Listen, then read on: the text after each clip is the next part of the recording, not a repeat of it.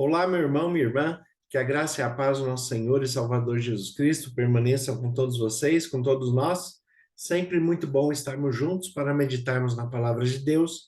Vocês que nos acompanham pela rádio 87.9 FM Dracena e vocês também que nos acompanham pelo Facebook Ivan Fidelis e o canal do YouTube Família e Fé Pastor Ivan Fidelis.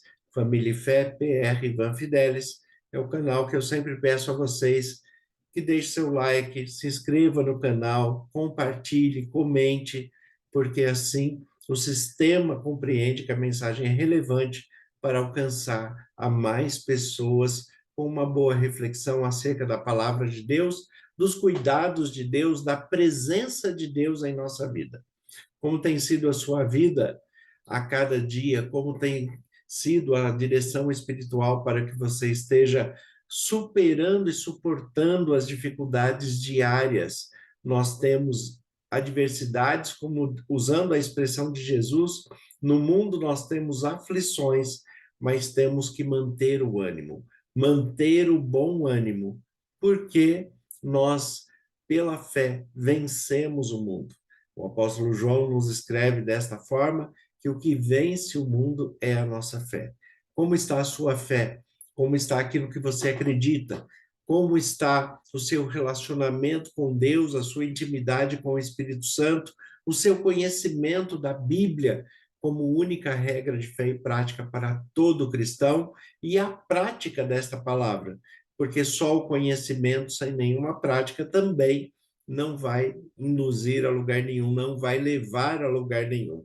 Nós precisamos conhecer a palavra de Deus, como ela mesmo diz no livro de Oséias, capítulo 6, versículo 3, conheçamos e prossigamos em conhecer ao Senhor. Mas também Tiago fala no seu livro, agora no Novo Testamento, o livro de Tiago, ele fala que fé sem obras é morta. Se eu não tiver, de fato, essa questão do conhecimento aplicado à vida prática, então ela não serve para absolutamente nada. Mas para que isto aconteça, existe um processo que o Espírito Santo nos revela, um processo que o Espírito Santo apresenta a nós, para que nós sigamos a palavra de Deus com eficácia, alcançando aquilo que precisa ser transformado em nós e oferecendo transformação às outras pessoas também. As pessoas que precisam de auxílio, precisam de ânimo, de esperança, as pessoas que precisam de direção espiritual e de comunhão com Deus. Todos nós precisamos disso, todo ser humano precisa disso. Todo ser humano precisa de diálogo, de atenção, de amor, de abraço, de um carinho, de um aconchego. Precisa tanto oferecer quanto receber. As duas faces desta expressão de amor têm que acontecer quando a gente oferece e quando a gente recebe.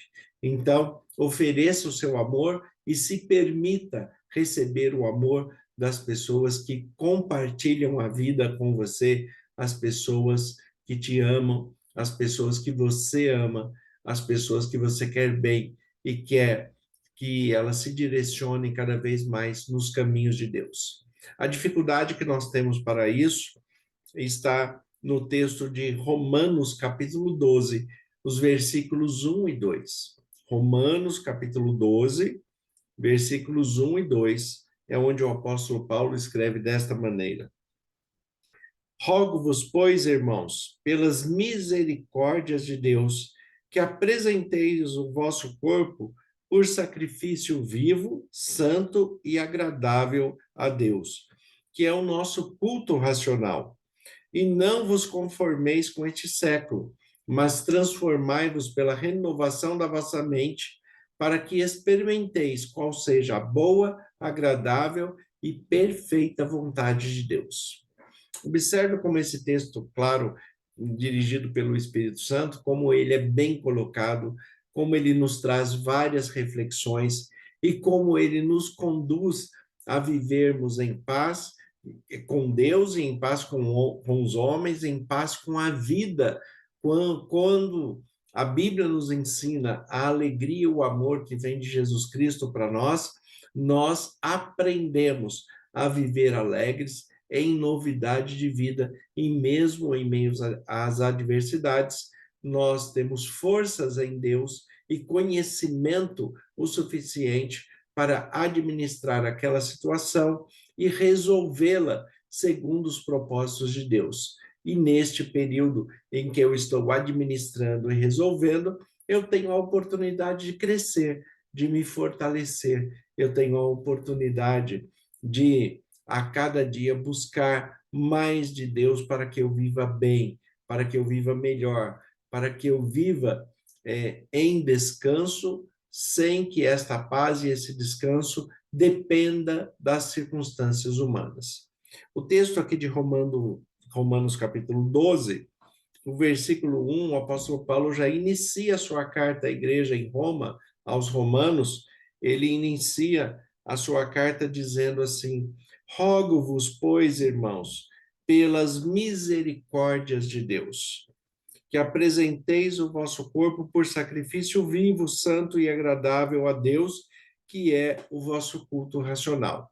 No versículo 1, o apóstolo Paulo está nos dando as orientações de como nos relacionarmos com Deus e como que Deus vai nos conduzir para que nós tenhamos o alcance do sucesso, do planejamento, do bem-estar que nós queremos e gostaríamos de obter, aqueles que ainda não alcançaram, mas o Paulo ele nos mostra que isso é possível. É possível você vencer a sua adversidade.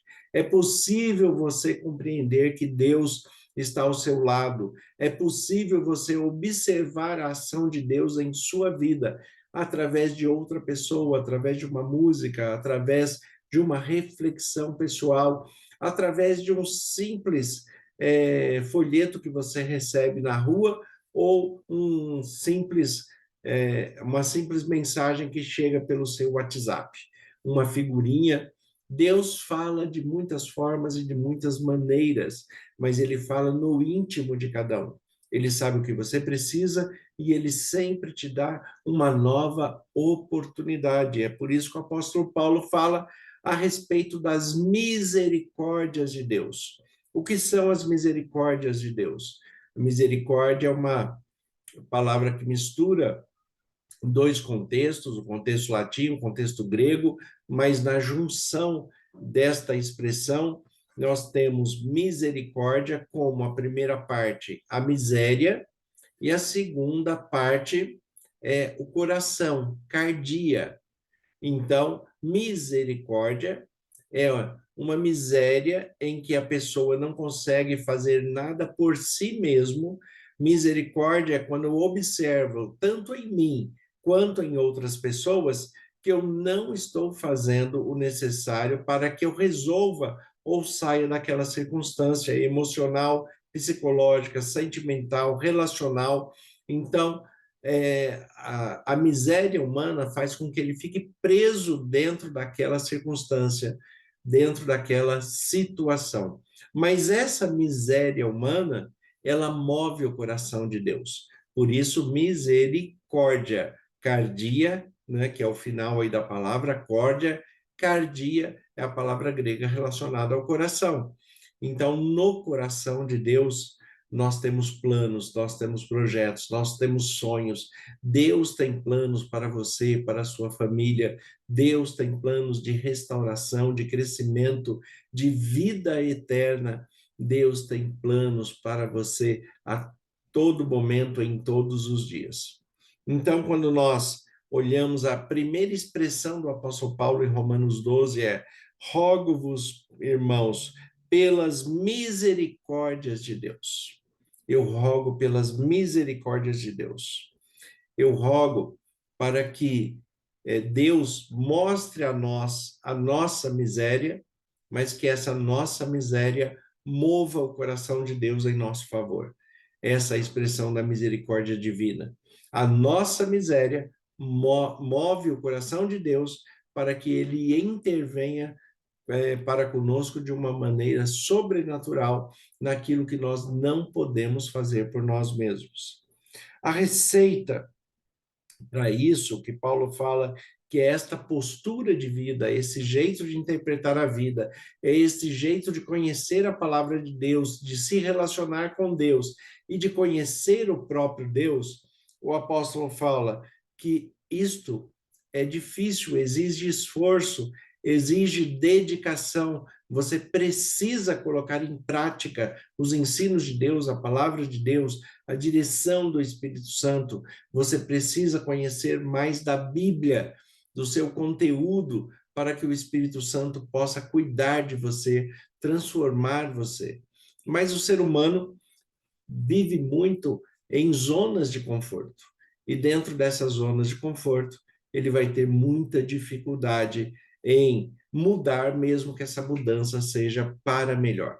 É como um departamento de trânsito que muda o sentido de uma rua que era mão contínua, ou ele coloca mão dupla, ou ele coloca o sentido inverso daquela rua. O que acontece na prática é que muitas pessoas vão reclamar, muitas pessoas não vão gostar daquela situação, porque elas estão numa zona de conforto. Acostumaram a passar naquela rua, naquele sentido, para alcançar o local que desejam. Quando existe a mudança, com o tempo, pode ser que a pessoa perceba que aquela mudança foi para melhor, mas num primeiro momento existe resistência, existe murmurações, existem reclamações, porque o ser humano, por natureza, não gosta de mudanças. O ser humano, por natureza, ele quer estar sempre dentro de uma zona de conforto, onde ele conhece todas as coisas, conhece todo o trajeto, conhece todo o destino, conhece todo o alvo de partida, ele conhece todas as coisas e tudo isso faz ele ter uma vida emocional, psicológica, relacional mais tranquila, mais apática. Porém, o apóstolo Paulo, ele escreve no versículo 2 de Romanos 12, ele escreve assim: não vos conformeis com este século, mas transformai-vos pela renovação da vossa mente. Não se conforme com a sua situação. Não se conforme com aquilo de negativo que tem acontecido na sua vida. Não se conforme, não entre em forma. Hoje se usa uma palavra muito interessante que virou moda, essa palavra resiliência. E a resiliência ela tem dois aspectos. Tem o aspecto da deformidade e a capacidade de se voltar ao estado original, mas também tem o aspecto da deformidade e aí onde existe uma conformidade com essa deforma que foi feita. O objeto está deformado, mas ele não volta ao seu estado original. Deus está nos restaurando, Ele está restaurando você, a sua família, Ele está me restaurando para que nós voltemos ao estado original da criação, do propósito dele, que tenhamos vida eterna, que não tenhamos mais morte, nem luto, nem pranto, nem dor, porque as primeiras coisas vão se passar, que nós vivamos na dependência e na confiança plena de que Deus tem o melhor para cada um de nós. Então, nós estamos sendo restaurados para um processo inicial que Deus já pensou para a gente desde o início da humanidade. E o que ele coloca aqui? Então, desta maneira, não se conforme com as coisas deste mundo, com as coisas desse século. Não se conforme com aquilo que o mundo está tentando impor sobre você a respeito de sexualidade, a respeito de novos modelos de família, a respeito da sua vida familiar, da sua vida trabalhista, da sua vida social, dos seus relacionamentos, das suas escolhas pessoais. Não se conforme com aquilo que o mundo está indicando, aplicando para você. Pelo contrário, se tem alguma coisa que está sendo apresentada a você e é contra a Bíblia, a palavra de Deus, que fala, repetindo novamente, é a única regra de fé e prática para todo cristão. Quando você se vê diante desta palavra, você tem a oportunidade de transformação para regeneração, para que você não seja simplesmente um religioso, mas para que você seja um cristão, para que você seja filho de Deus, para que você seja dirigido pelo Espírito Santo, para que você seja fortalecido pela palavra em Cristo Jesus, purificado pelo seu sangue e também participante do corpo de Cristo para o fortalecimento físico e espiritual. Deus cuida de nós por completo, por inteiro. Então eu não posso me acostumar com o que o mundo está impondo naquilo que vai contra Deus. Um outro detalhe também é que nós temos que respeitar as opções dos outros. Se o outro opta por algo que vá contra a palavra de Deus, nós, como cristãos, não precisamos ser ofensivos, agressivos, não precisamos bater de frente com ninguém. Pelo contrário, nós devemos orar por essa pessoa, nós devemos abraçá-la, nós devemos amá-la, nós devemos estar ao seu lado, auxiliando naquilo que é possível, mas nós não fazemos parte, nós não aprovamos aquilo que é contra a direção e as ordens de Deus. Então, respeito é uma coisa, compactuação é outra coisa completamente diferente. Você pode respeitar e deve respeitar cada opção, cada caminho trilhado, cada alvo que cada um determina para si. Você deve respeitar, como cristão, todas as pessoas, mas necessariamente você não precisa concordar ou se conformar com aquela situação que não faz parte do seu contexto enquanto cristão, não faz parte da sua vida cristã, não faz parte do seu relacionamento com Deus, não faz parte do cristianismo puro, verdadeiro e eterno. Então é isso que o apóstolo Paulo está falando. Não se conforme com este mundo, mas transformai-vos. Olha aqui, não é transformar o outro, é transformar a si mesmo.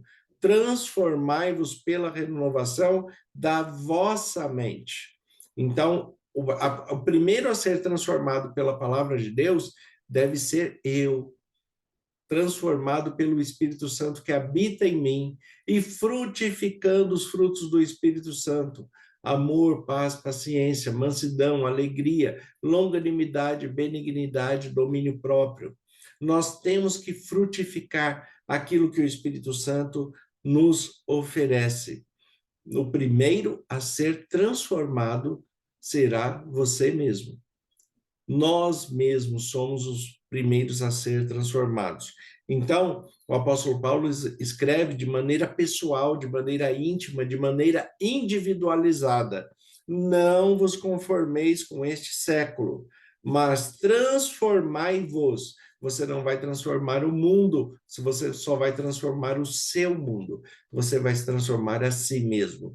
Transformai-vos pela renovação da vossa mente, para que experimenteis qual seja a boa, agradável e perfeita vontade de Deus. Você quer experimentar esta boa, agradável e perfeita vontade de Deus? Você quer conhecer mais de Deus? Você quer solucionar os seus problemas? Você quer, de fato, ter força, resistência para superar as adversidades? E quando for preciso em que o mundo venha e te deforme, você está pronto para ser restaurado por Cristo, para voltar à forma original? Deixe Deus cuidar de você. Deixe Deus falar com você. Deixe Deus te fortalecer pela palavra, pela direção do Espírito Santo, com foco em Jesus Cristo, porque tudo ficará bem, tudo dará certo.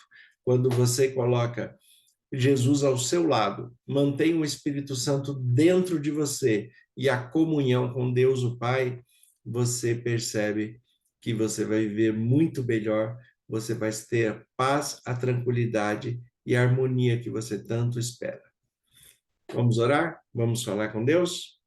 Senhor, nosso Deus e Pai, nós te agradecemos por este momento de reflexão e pedimos que o Senhor nos dê da tua paz, direção espiritual, que sejamos fortalecidos no teu poder e purificados no sangue do teu Cristo Jesus.